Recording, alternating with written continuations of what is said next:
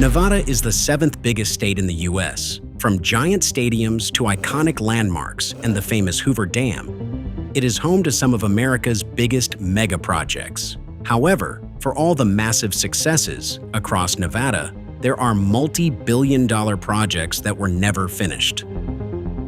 Some were abandoned halfway through construction, leaving behind empty concrete shells that have stood untouched for decades. Others consumed enormous amounts of money before work suddenly stopped, with cranes disappearing almost overnight and ambitious plans quietly abandoned.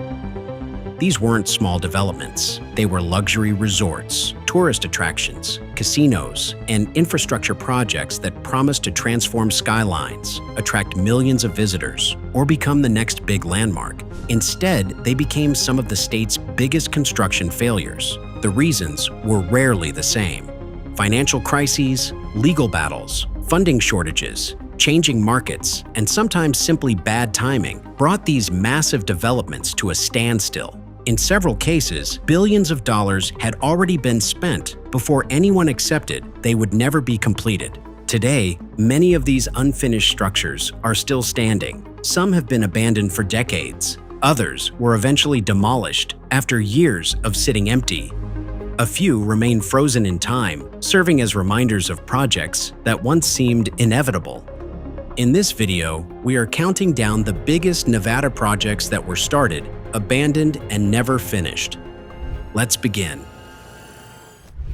The $8.5 billion city center development on the Las Vegas Strip is one of the most expensive private construction projects in American history. Within that development lies the Harmon Hotel, which was intended to serve as one of the complex's architectural centerpieces. Designed by Norman Foster and partners, the Harmon was conceived as a 49-story luxury hotel, unlike the casino resorts that defined the Strip. It would contain 400 hotel rooms and 207 condominium residences. Construction was budgeted at roughly $275 million, and the hotel was scheduled to open alongside the rest of City Center in late 2009. However, soon after the construction began, inspectors uncovered a structural problem that fundamentally changed the project's future. The issue centered on rebar, the steel reinforcement embedded inside concrete that gives high-rise buildings much of their structural strength. During construction, workers had relocated sections of rebar without obtaining approval from the project's structural engineer. The deviations occurred across multiple floors and affected the building's ability to safely support the remaining structure. Investigators later found a second problem. Conserve Consultants, the independent inspection firm responsible for verifying the work, had falsified 62 daily inspection reports between March and July 2008. Records indicated that inspections had been completed when, in many cases, they had not. By the time those falsified reports came to light, another 15 floors had already been constructed above the defective work. MGM Resorts, which managed the City Center joint venture with Dubai World, faced an expensive decision. Engineers examined whether the tower could be repaired, but the combination of structural uncertainty, construction costs, and legal exposure made a full correction increasingly difficult to justify. Rather than attempt to complete the original design, MGM reduced the project from 49 stories to 28 while evaluating possible solutions. Even that revised plan proved impractical, and the Harmon never resumed construction. When City Center officially opened in December 2009, the Harmon stood as a sealed glass tower with an unfinished interior. Large advertising banners promoting Cirque du Soleil productions and other MGM attractions eventually covered much of the facade, turning the unfinished hotel into an unexpected backdrop for the resort complex that had moved on without it. Construction disputes soon followed. Perini Building Company, later renamed Tudor Perini, filed suit against MGM Resorts, seeking approximately $492 million in unpaid construction costs. MGM responded with a countersuit, arguing that defective workmanship had caused losses far exceeding that amount. Pacific Coast Steel, the rebar subcontractor, became involved in the litigation, as did the project's engineers and Conserve Consultants. Over time, the case expanded into one of the largest construction disputes in Nevada.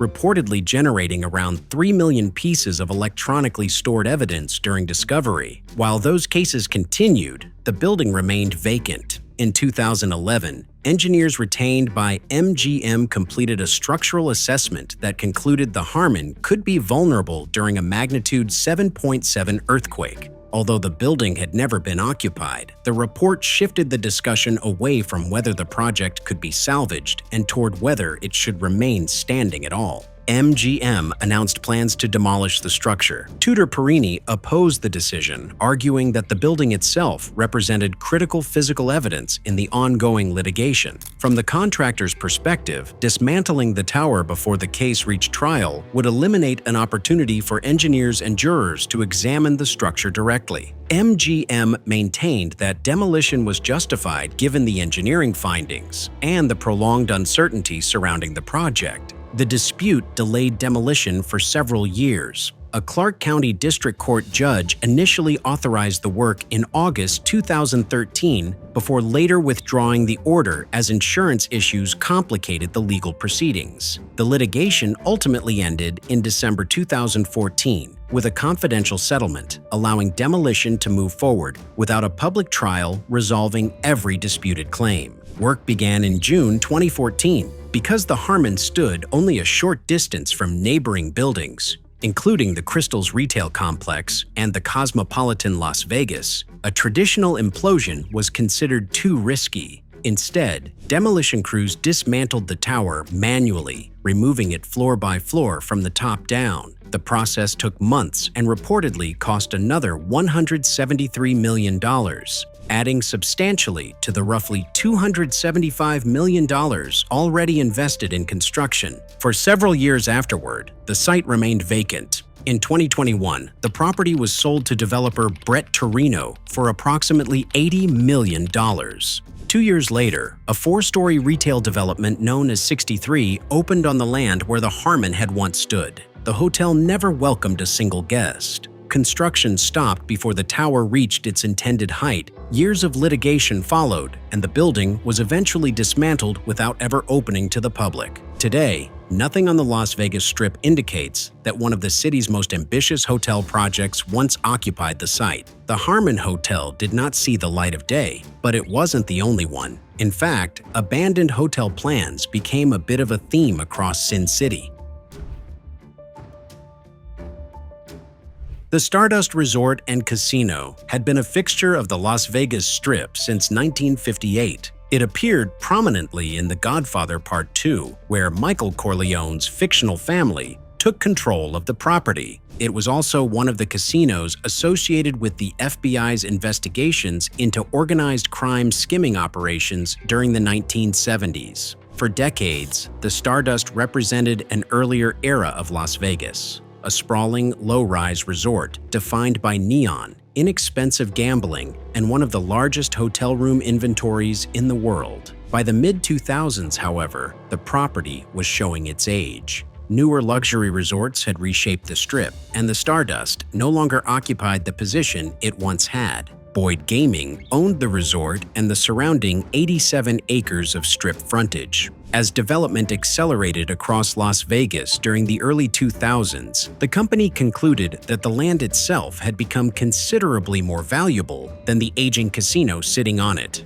In January 2006, Boyd announced the project that would replace the Stardust, Echelon Place. The scale of the proposal was truly staggering. Spread across 63 acres, Echelon Place carried an initial estimated cost of $4 billion, later revised to approximately $4.8 billion. The development would combine 5 hotel brands within a single interconnected resort complex. At its center would be Boyd's own 3,300-room flagship hotel, accompanied by a Shangri-La property. It was the company's first hotel in Las Vegas and only its 4th in North America at the time. Morgan's Hotel Group also joined the project, planning separate Delano and Mondrian hotels within the development. The supporting facilities were equally ambitious. Plans called for a 140,000-square-foot casino, a massive convention center the size of 10 football fields, 30 restaurants and bars, and a retail district that would cost about $500 million. The resort would include roughly 7,000 parking spaces and a connection to the Las Vegas monorail. Taken together, Echelon ranked among the largest resort developments ever proposed for the Las Vegas Strip. The Stardust closed on November 1, 2006. 4 months later, on March 13, 2007, the resort was demolished in a controlled implosion before thousands of spectators. Groundbreaking for Echelon Place followed on June 19, 2007. Boyd had invested roughly $550 million in assembling the site, including adjacent parcels needed to create the full 87-acre development.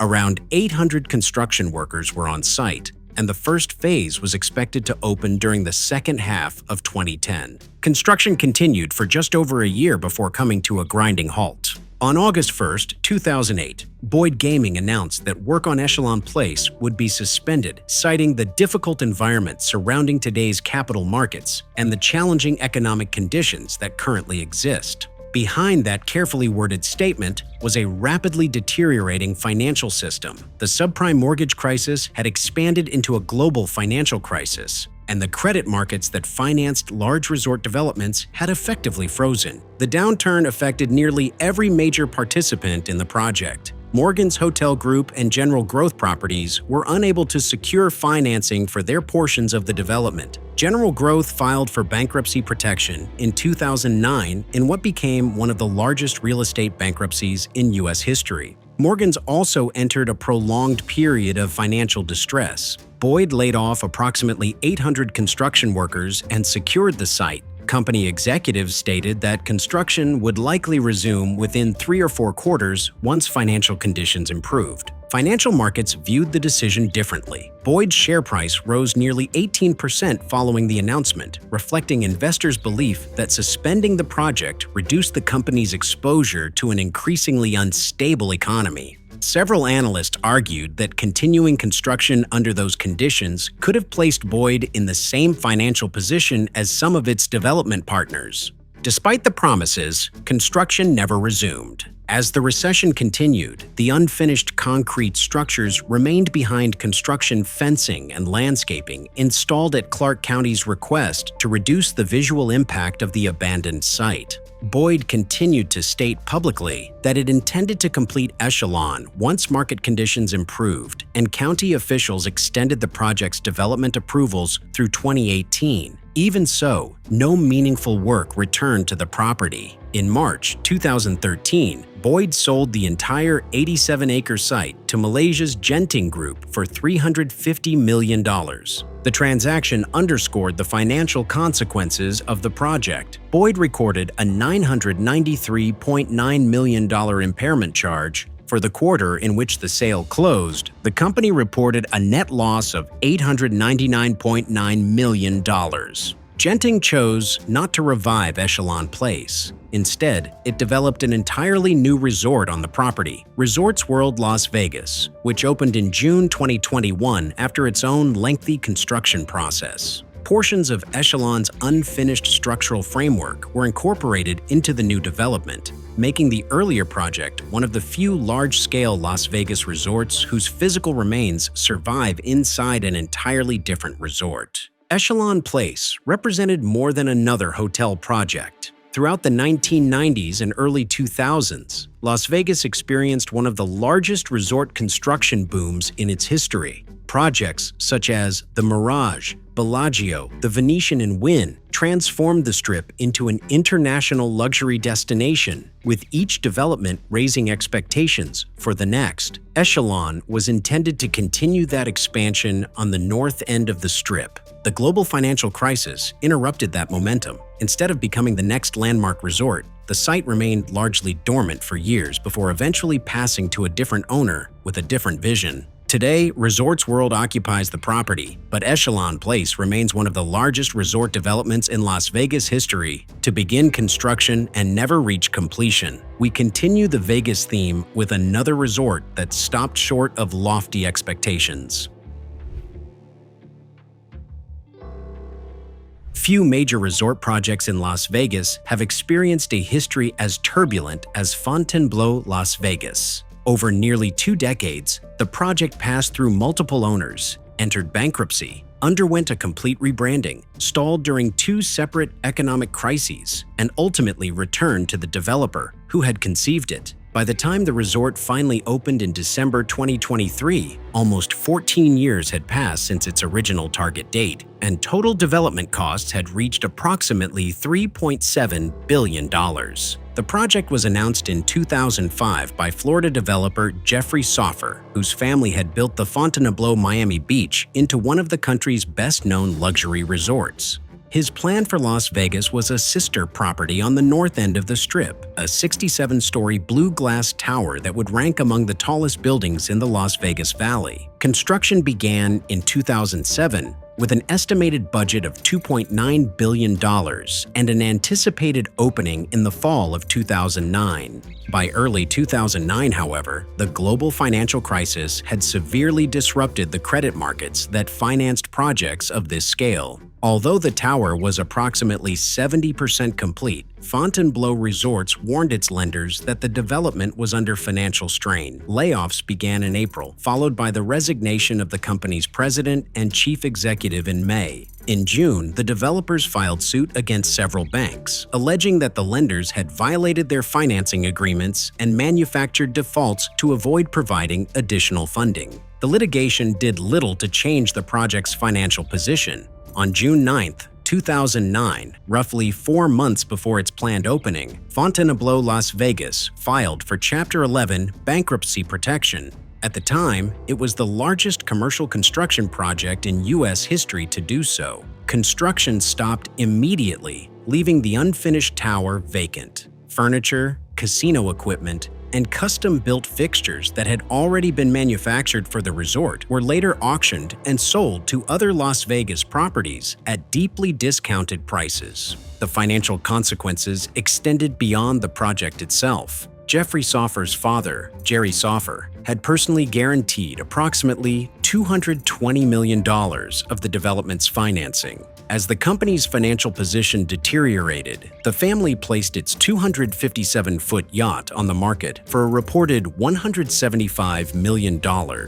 At the same time, the Fontainebleau Miami Beach faced separate default warnings tied to a $670 million construction loan. In 2010, billionaire investor Carl Icahn acquired the unfinished resort out of bankruptcy for approximately $150 million, a fraction of the amount already invested in construction. Rather than restart the project, Icahn largely left the property untouched for the next 7 years. The blue glass tower remained unfinished on the north end of the Strip, becoming one of the most visible reminders of the recession's impact on Las Vegas development. A new attempt to complete the resort began in 2017, when New York developer Stephen Witkoff purchased the property from Echelon for $600 million. Witkoff renamed the project the Drew Las Vegas in memory of his son Andrew, who had died from an overdose in 2011. Working with Marriott International, he secured new financing and announced plans to open the resort in late 2020.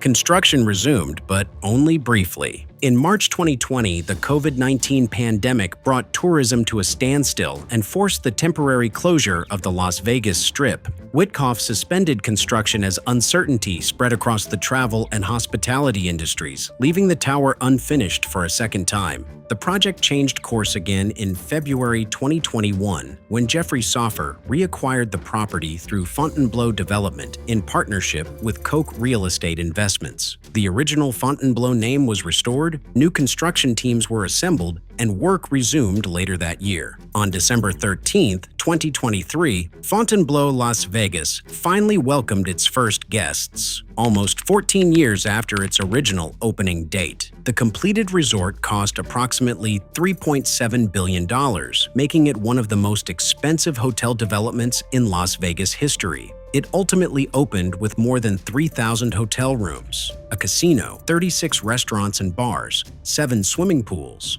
a 3,800-seat theater, and the LIV nightclub. Fontainebleau Las Vegas is unusual because it survived repeated setbacks that would have ended many other developments. Bankruptcy, changing ownership, a global financial crisis, and a pandemic each interrupted the project at different stages. Despite those delays, The tower that first rose above the Strip in the late 2000s ultimately opened under the same name, envisioned nearly 2 decades earlier. Drive 100 miles southeast of the Las Vegas Strip, and you'll find 2 concrete towers standing empty above the Colorado River. No windows, no walls, just bare floors and columns, open to the desert air. They have looked exactly like this since 1990. The city is Laughlin, on the Nevada side of the river, where it forms the border with Arizona. Laughlin was never built around spectacle. Its riverside casinos draw visitors who want a quieter version of Las Vegas. And just beyond those casinos stands one of Nevada's longest-running unfinished projects. Locals have names for it. Some call it the birdcage, because the open floors and exposed columns make the towers look like oversized cages. Others just call it the skeleton. It was supposed to be something else entirely. In 1988, Southern Nevada developer John Midby announced the Emerald River Resort. He called it the most expensive hotel casino project in Nevada, and the numbers backed him up. $800 million spread across 400 acres of riverfront. In today's money, closer to $1.6 billion. The plan called for 4 hotel casinos, a shopping mall roughly the size of 17 football fields, convention space, an amphitheater, and Laughlin's first golf course. Construction would run in phases for about a decade. If it worked, Laughlin would stop being a regional gambling town and become one of the largest resort markets in the Southwest. Everything depended on junk bonds. Junk bonds were the high-risk, high-interest debt that paid for much of the 1980s building boom. They worked beautifully, right up until they didn't. As the decade closed, that market began to come apart.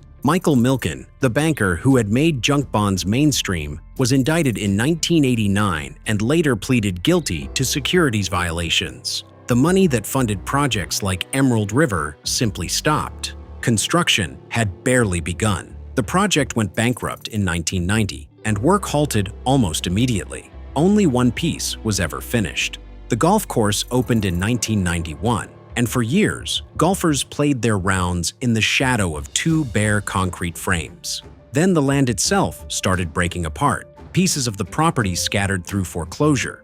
In 2001, Las Vegas developer Nick Azuz bought the golf course, the towers, and roughly 275 surrounding acres. He announced plans to bring the site back, either as a hotel casino, a residential community, or some mix of the two. He just needed the rest of the land.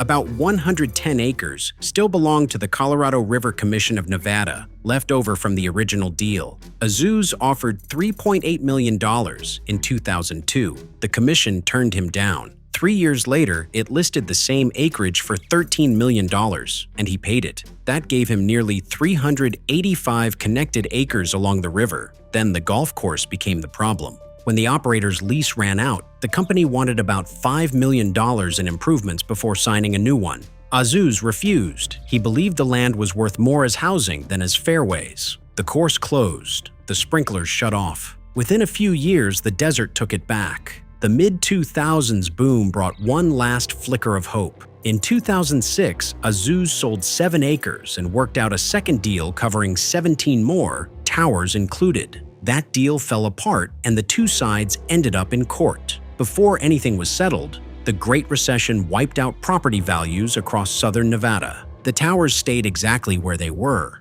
County inspectors kept finding them sound. The dry desert air had preserved the concrete, sparing it the rot that would have set in almost anywhere wetter. The buildings were never condemned. Graffiti crept across them year after year, and nothing else changed. Eventually, they started attracting visitors, not guests. Photographers, urban explorers, and architecture fans began driving to Laughlin for the specific purpose of looking at 2 buildings that were never built. Laughlin's town manager calls the site the birdcage. Residents interviewed over the years tend to describe it as something that has simply always been there. One part-time resident admitted the towers no longer bothered him, though he knew they were probably an eyesore for everyone else. More than 30 years on, they remain the only evidence that an $800 million resort was ever planned at all. Emerald River lost its money before the concrete went up. The next project got its concrete poured first. Then it lost the money.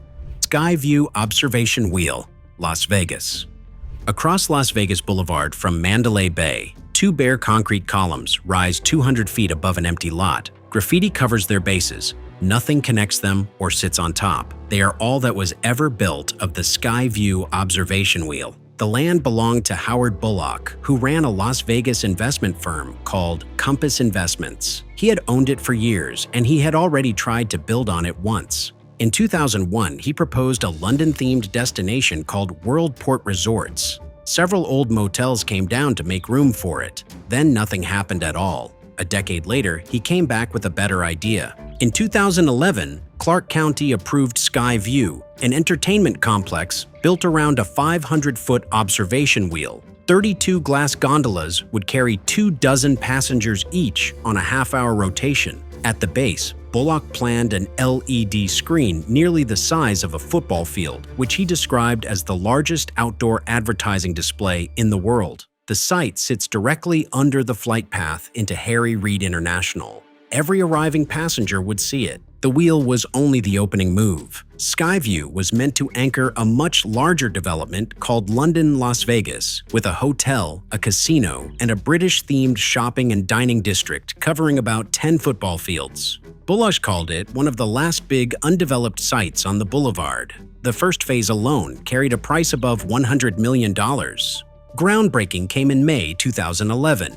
Early the next year, crews poured the foundation columns. Roughly 130 truckloads of concrete sunk into the ground to carry the wheel. Bullock announced an opening date, July 4, 2013. The columns are where it ended. Nobody ever fully explained why, but the signs were familiar. SkyVue could not raise the money to keep building, and while it sat still, someone else moved. In 2014, Caesars Entertainment opened the high roller at the Link Promenade. At 550 feet, it was taller than SkyVue would have been. It sat on a far busier stretch of the Strip, and it had a major casino company paying for it. Las Vegas got its observation wheel. It just wasn't this one. By then, SkyVue had been sitting untouched for over a year. Bullock kept insisting the project could still be saved. He talked about interested buyers. In 2015, he listed the property at more than $10 million an acre, which put the full site north of $385 million.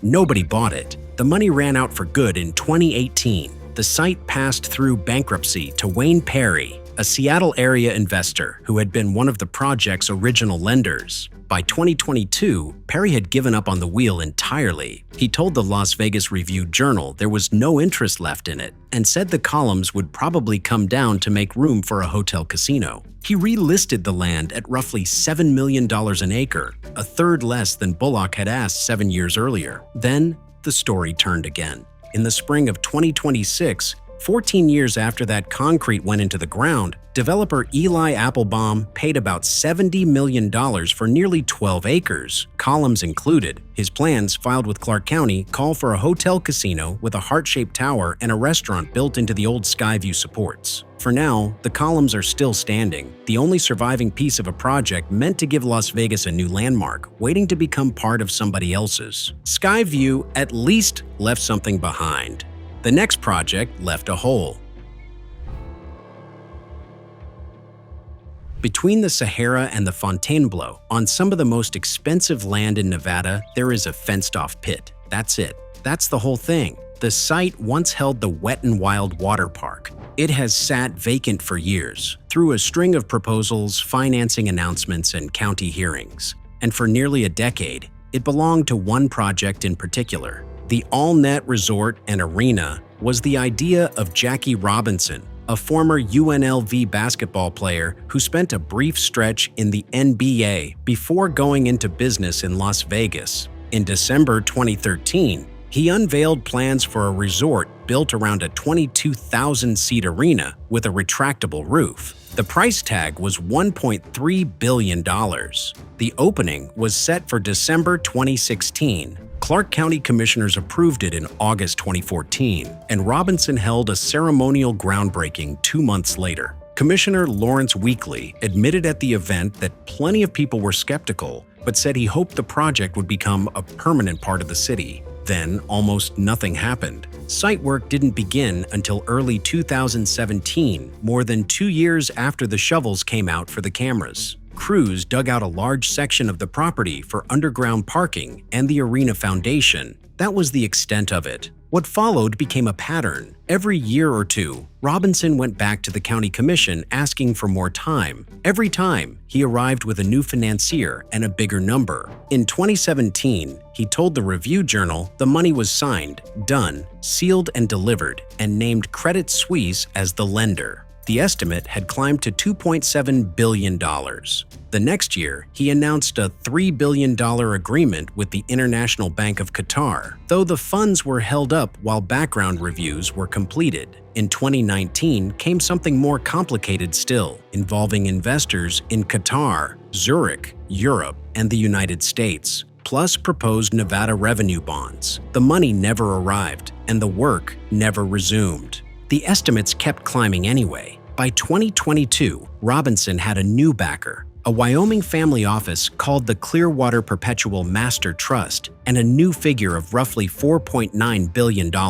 Completion moved again, this time to late 2025. By then, the pit was impossible to ignore. At a public event, Commissioner Tick Segerblom pointed straight at it. The only problem is this hole. Now we're going to fill that hole with this gorgeous facility. They never did. In November 2023, the commission voted against extending Robinson's approvals, and AllNet was finished. The excavation stayed. A separate group, LVXP, has since submitted plans for its own arena and resort on the property. Most stalled Nevada projects have something to show for themselves. Fontainebleau went bankrupt with the building nearly complete. Echelon Place stopped mid-construction after hundreds of millions had already gone into the ground. The Harmon was practically finished before engineers determined it had to come down. Even SkyVue got its columns up. AllNet never built anything at all. Financing a multi-billion-dollar strip resort is nearly impossible for an independent developer going up against casino companies with decades of banking relationships.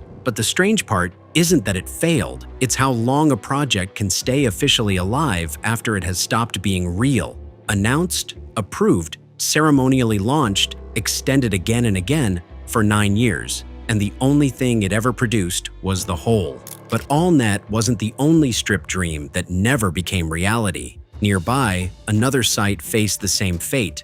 3 owners, 3 plans, and still nothing but dirt.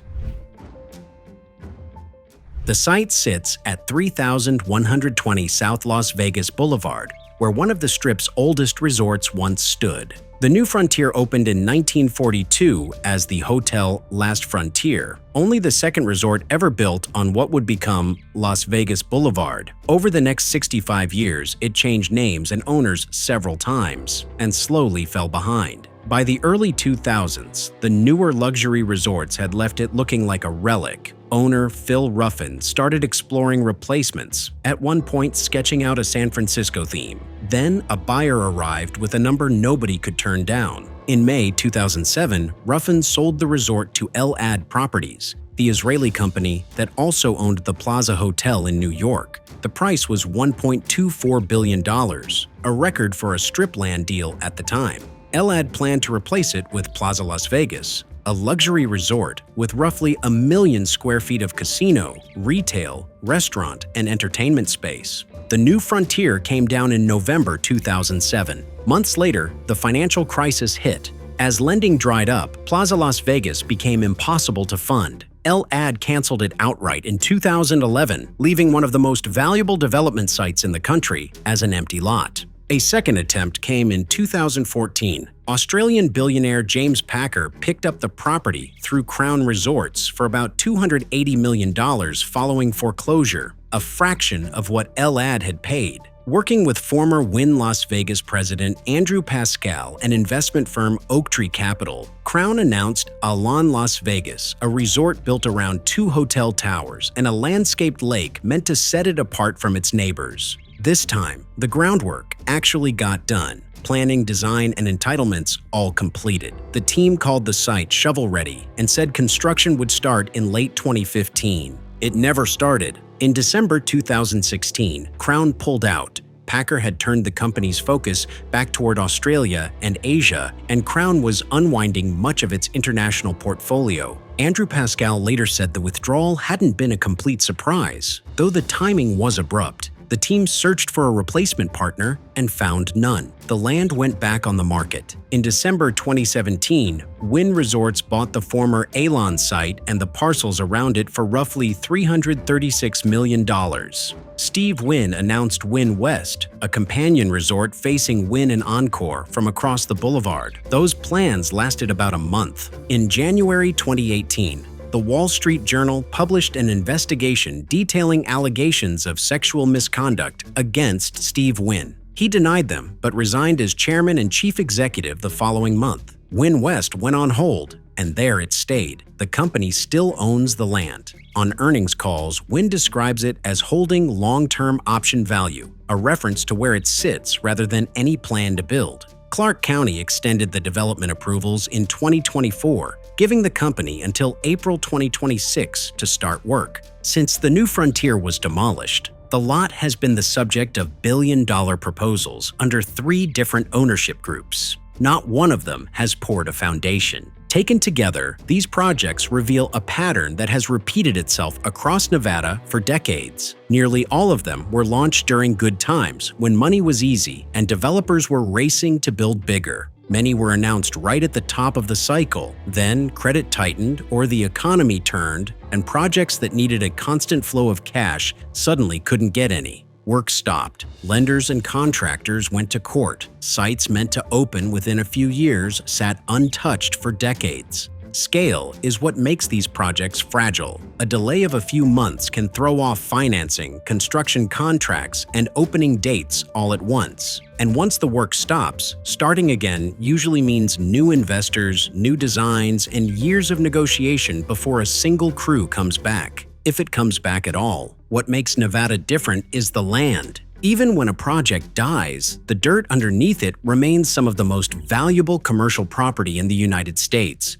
So these sites rarely stay empty forever. They get bought, redrawn, and attempted again by whoever comes next. The unfinished frames at Echelon became Resorts World Las Vegas. Fontainebleau finally opened after nearly 14 years and several owners. SkyVue's columns are about to become part of somebody else's hotel.